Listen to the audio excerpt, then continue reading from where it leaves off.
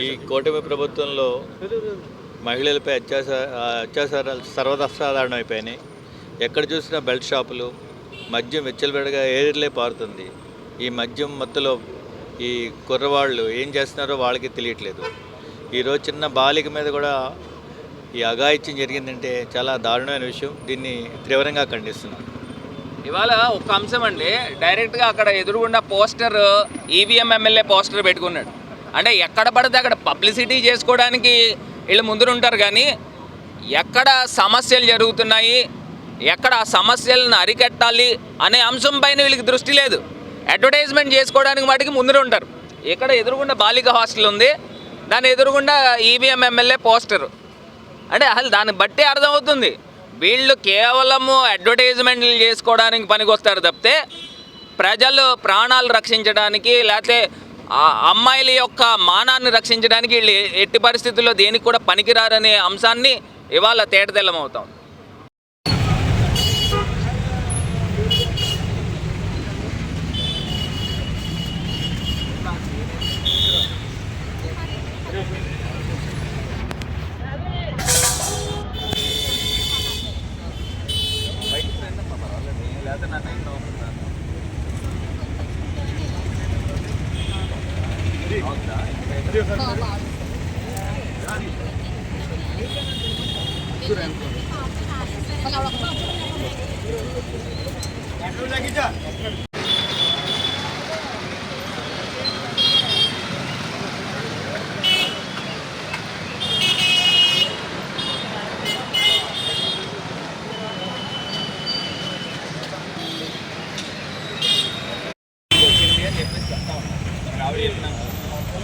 మరి 5:30కి బంద్ చేస్తే 5:30కి బయటికి ఎట్లా పంపించారు?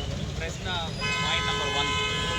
రెండో అంశము, ఆ అమ్మాయి మైనర్ బాలిక, 15 సంవత్సరాలు వయసు ఉందని చెప్తా ఉంటాం, 10th క్లాస్ చదువుతాం. తీసుకుని వెళ్ళి ఒక లాడ్జ్కి తీసుకుని వెళ్ళి ఇద్దరు యువకులు ఆ అమ్మాయిని అటెంప్ట్ చేశారు, రేప్ అటెంప్ట్ చేశారని చెప్తా ఉంటారు.